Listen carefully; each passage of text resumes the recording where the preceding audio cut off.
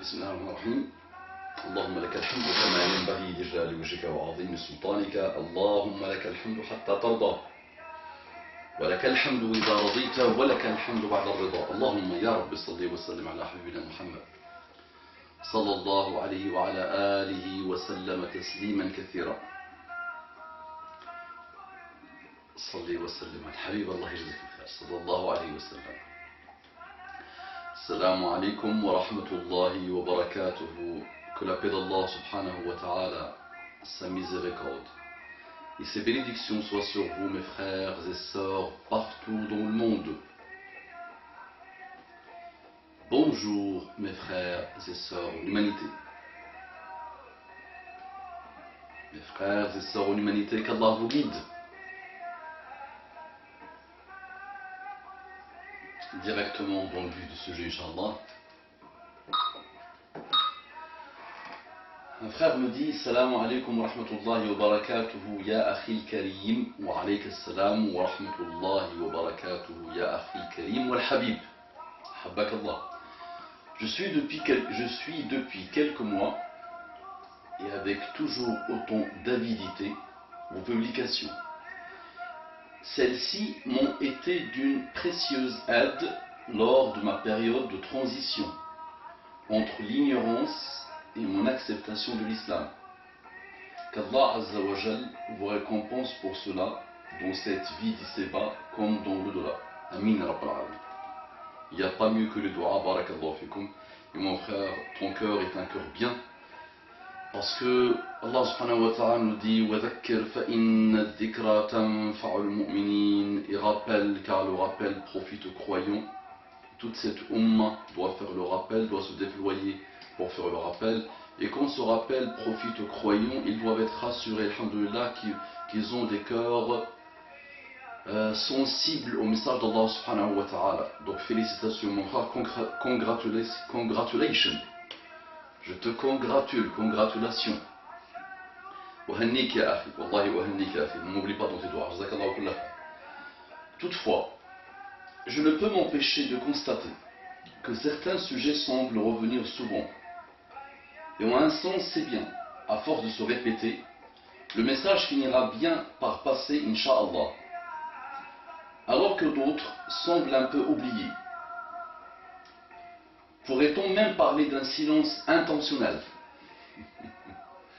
Sans vouloir vous inciter à parler de sujets qui fâchent, il y aurait pourtant dans la conjoncture actuelle un sujet qu'il serait, à mon sens, utile d'aborder. La fracture grandissante,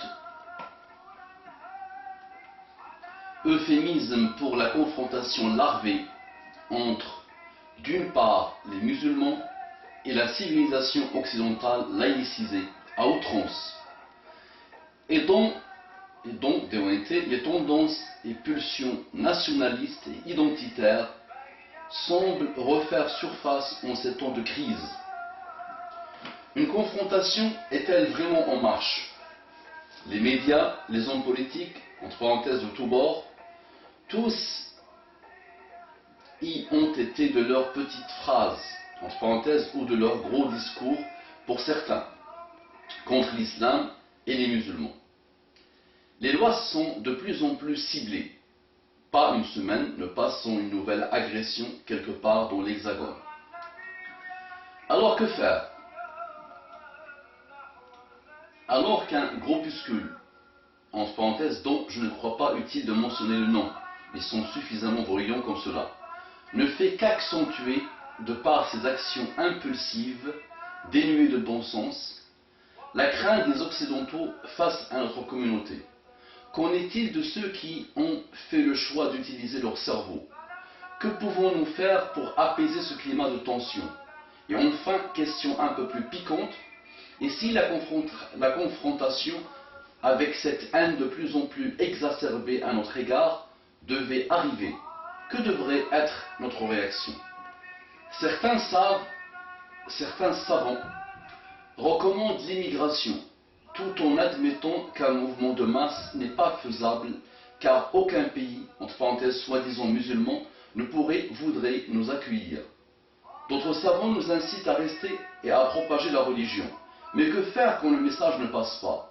Auriez-vous, Ya Abdallah, des pistes de réflexion à nous suggérer à ce sujet? Ya Abdallah pour les non-musulmans, Ya Abdallah aux serviteurs de Dieu. Donc il me dit aux serviteurs de Dieu. Nous sommes tous des serviteurs de Dieu. Nous les musulmans sommes des serviteurs de Dieu. Et qu'Allah vous guide pour que vous soyez des serviteurs de Dieu. Nous sommes tous musulmans ou pas musulmans, des esclaves de Dieu. Mais nous les musulmans sommes des serviteurs de Dieu. Qu'Allah vous guide pour que vous soyez des serviteurs de Dieu. Donc, auriez-vous, ô serviteurs de Dieu, Ya Abdallah, des pistes de réflexion à nous suggérer à ce sujet? Jazakallahu khairan wa salamu alaykum wa rahmatullahi wa barakatuh. Qu'Allah te bénisse, mon frère. Message extrêmement sage et intelligent. Et je te rassure, mon frère, il n'y a pas une volonté intentionnelle d'occulter des sujets, de ne pas parler des sujets, de sujets. Par la grâce d'Allah subhanahu wa ta'ala, et quelques-uns qui me suivent vraiment d'une manière assidue te le confirmeront, c'est que j'ai touché pratiquement une grande palette de sujets par la grâce d'Allah subhanahu wa ta'ala, qu'ils soient dans mes articles ou qu'ils soient dans mes vidéos. Ils ont atteint aujourd'hui plus de 420 vidéos, alhamdulillah. Et Allah subhanahu wa ta'ala est témoin que j'ai touché, j'ai essayé de balayer dans beaucoup de domaines parfois qui n'étaient pas très traités. Et Dieu sait que je traiterai Inch'Allah d'autres. Et que par la grâce d'Allah subhanahu wa ta'ala, je ne fais pas d'omission intentionnelle ou je ne traite pas de sujet de manière intentionnelle. C'est en fonction des questions qui se posent et des priorisations que j'essaye de faire. Mais si tu médites juste sur les titres des vidéos, va faire un tour sur YouTube et essaie de le faire, Inch'Allah, tu verras que j'ai traité beaucoup de sujets par la grâce d'Allah subhanahu wa ta'ala et je continuerai. Donc ça c'est la parenthèse. Maintenant, tu me dis mon frère, donc sans vouloir vous inciter à parler de sujets qui fâchent, il y aurait pourtant dans la conjoncture actuelle un sujet qui serait à mon sens utile d'aborder, la fracture grandissante. Ok. Ya Akhil Habib. Déjà, le niveau d'écriture, mashallah, montre un certain niveau, barakallahu fik, de compréhension, de sagesse et un certain niveau dans la langue de Molière et une certaine maîtrise, mashallah, et ça me fait plaisir. Avant de parler confrontation, je dois quand même parler deux choses. Ce pays-là, si tu es né en France, ça s'appelle ton pays. Wahd. Ça a l'air simpliste ce que je raconte, mais crois-moi que beaucoup de monde ne veut toujours pas comprendre que c'est leur pays. La France, le Canada, la Belgique, les États-Unis, là où ils sont nés, ça s'appelle leur pays. Watanuhu, al-Watan. Et on doit quand même avoir un strict minimum de comportement à adopter avec notre pays. Vivre éternellement dans la haine de son pays est quelque chose de bizarroïde. Tu ne le fais pas peut-être toi. Mais quand je lis entre les lignes, je vois, et même dans les dernières lignes, je vois une volonté de hijra. D'abord, on doit se poser la question, est-ce qu'on vit comme on veut notre islam en France, en Belgique, au Canada, aux États-Unis? Là où les musulmans sont minoritaires. La question se pose. Maintenant, la réponse à la question, soit nous sommes honnêtes et on dit globalement oui, l'islam n'est pas résumé à un hijab et un qamis et une barre, et tout ça, alhamdoulilah, on peut le faire en France.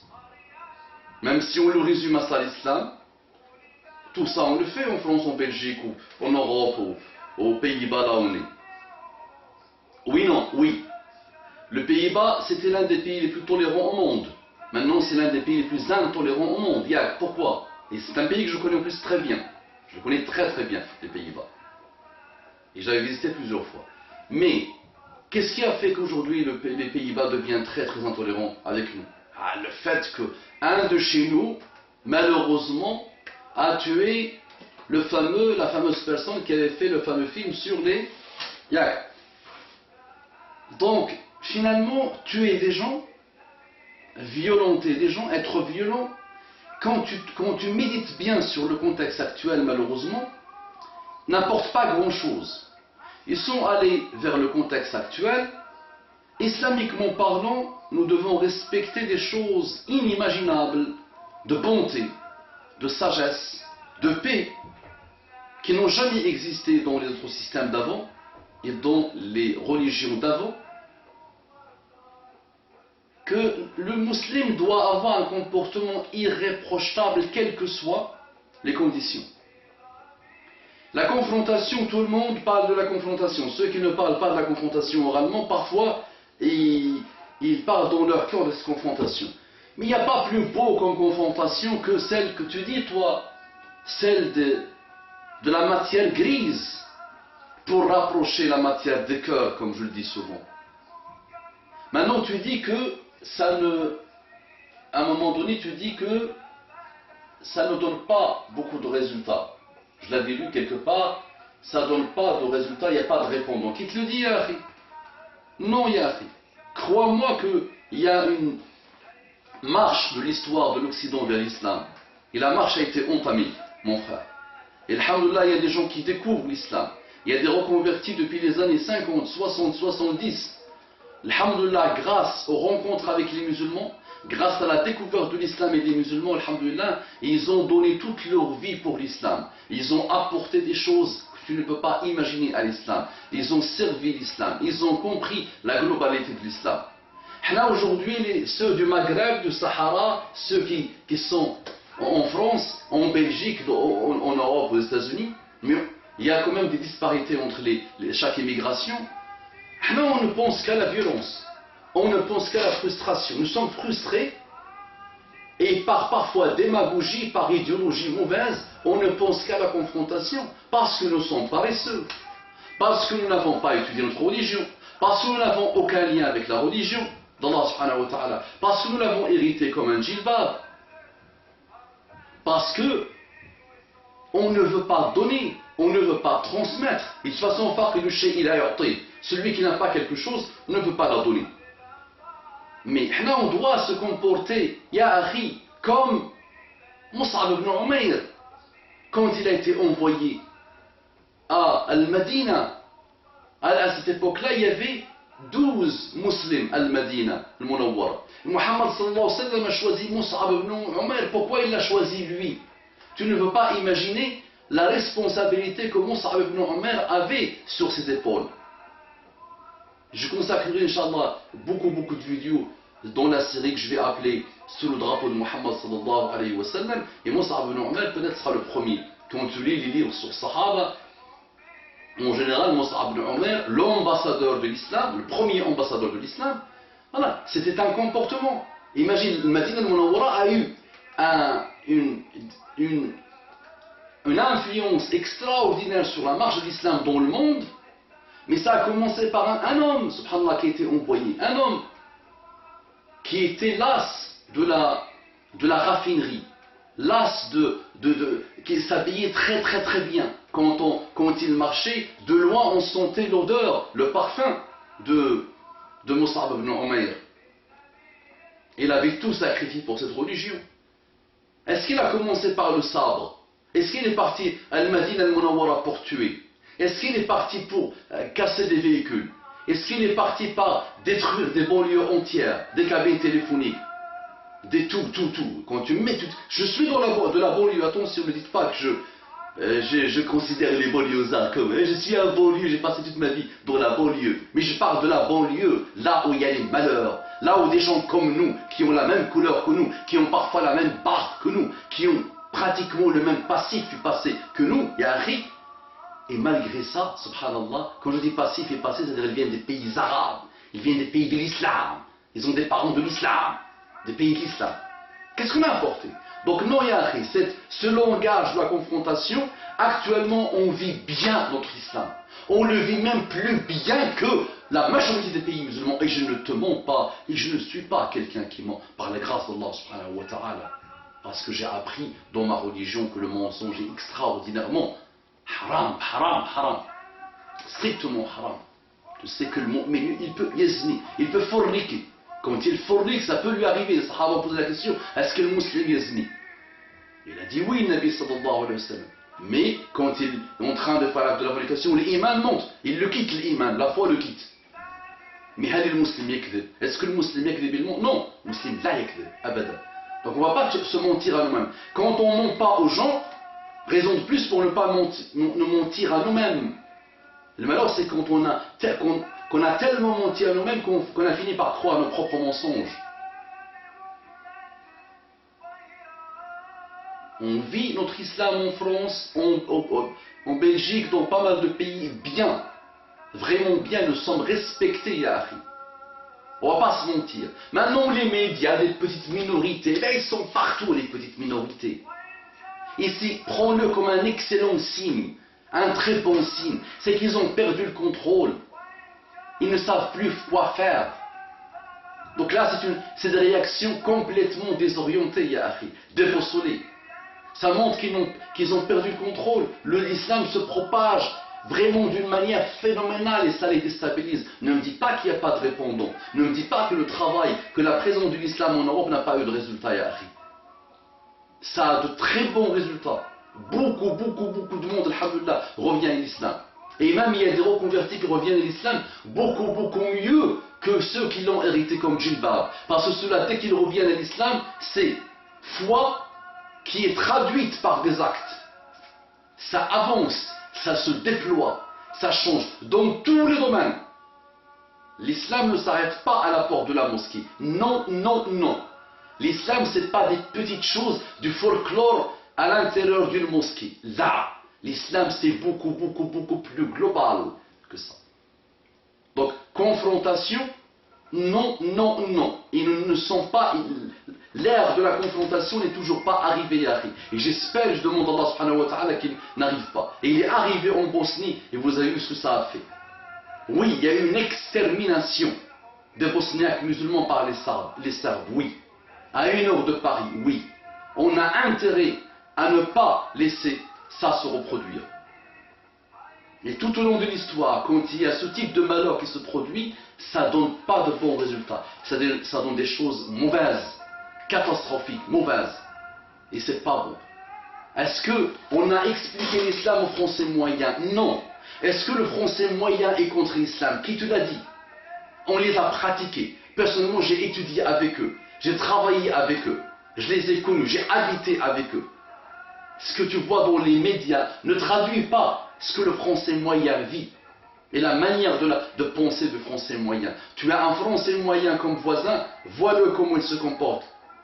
Et même si parfois il a peur, il a une appréhension par rapport aux nouveaux arrivants quand ils arrivent dans des régions où il n'y a pas beaucoup de musulmans, quand tu te comportes bien avec eux, ils disent il est comme nous, c'est un humain comme nous, il est même meilleur que nous parce qu'il est toujours souriant, il propose son aide, il nous envoie des gâteaux quand il les fait, ou là un couscous, ou là.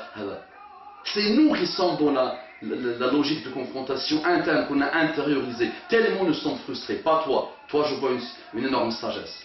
Maintenant, si la confrontation arrive, ça va être clair. من السبع الموبقات في الدين الإسلامي التولي عند, ça veut dire les péchés capitaux les plus lourds, les plus déconseillés, les plus strictement déconseillés, haram. Un d'eux, c'est quoi? التولي عند الزحف, armée contre armée, et tu t'enfuis. Tu t'enfuis par de la confrontation comme tu veux. Là, il y a armée contre armée. Nous ne sommes pas encore là. Il n'y a pas ça. Et faisons en sorte d'éviter ça. Je sais, j'ai même entendu des explications du hadith de Fath Romiya. Romiya, donc ça veut dire que l'islam va conquérir Roma. Parce que c'est la parole de Muhammad sallallahu alayhi wa sallam.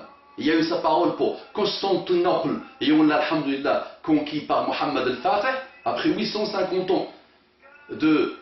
Tout a été essayé pour la conquérir, ça n'a pas été fait, c'était quasiment impossible. Et Muhammad al-Fatih, à 21 ans, il l'a conquis.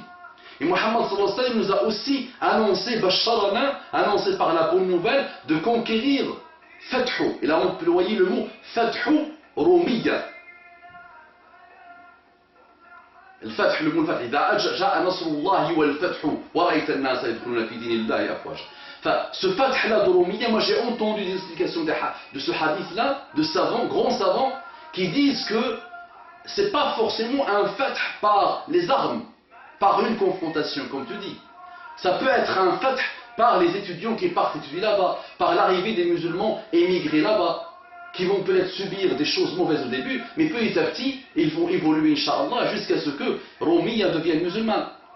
Ça, c'est le monde de l'invisible. Même le fath de Romiya, ça veut dire qu'il va se produire, puisque Muhammad sallallahu alayhi wa sallam l'a dit. C'est, je crois que je n'existe pas, je peux le croire là, alors que je parle, mais je ne peux pas croire que Romiya ne sera pas fath. Elle ne subira pas le fath. Je ne peux pas le croire puisque Muhammad sallallahu alayhi wa sallam l'a dit. Voilà, la croyance du musulman. Quand Muhammad sallallahu alayhi wa sallam dit c'est quelque chose, c'est bon. Nous, on y croit. Voilà, donc cette logique de confrontation, de masaïb, de violence, de machakil, là, on applique notre religion, globalement on l'applique bien. On ne va pas se mentir. Je te le dis vraiment, je suis un Sahraoui pur, je ne suis pas né en France, j'ai observé qu'on peut pratiquer notre religion comme on. Maintenant, il y a des petites choses, des petits hadas avec la cervelle, avec le comportement, avec une approche autre que la logique de confrontation. On arrivera, Inch'Allah, à montrer la beauté de l'islam à l'humanité. N'oublie pas ça, ya akhi. Et tu sais, je vais finir avec ça. Talha était dans le champ de bataille. Donc il se battait avec un. Dans le champ de bataille, ya akhi. J'ai un doute sur le sahabi, c'est Talha ou Zayd. J'ai un doute. Mais bref, un sahabi qui était dans le combat là, dans le champ de bataille.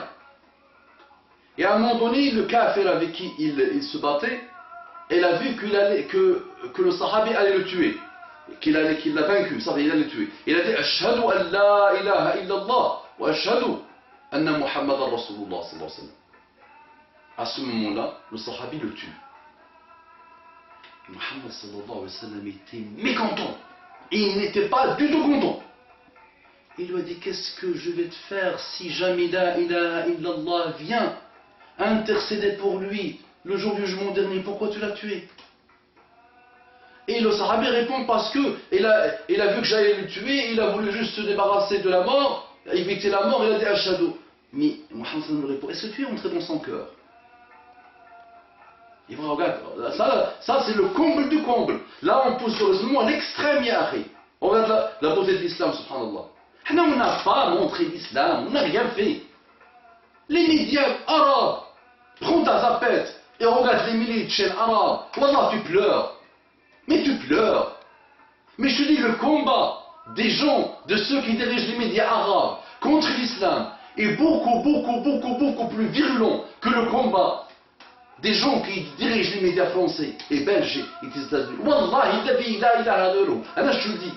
Et crois-moi que j'observe un peu les deux médias. Et tous les jours, je les observe. Mais là-bas, ils détruisent la jeunesse d'une manière la hawla wa la quwwata illa billah. Allahumma rabbana ilayka raddan jamila. Allahumma salli wa sallim ala habibina Muhammad sallallahu alayhi wa sallam. Osez trop parler cette vidéo, barakallahu fikum.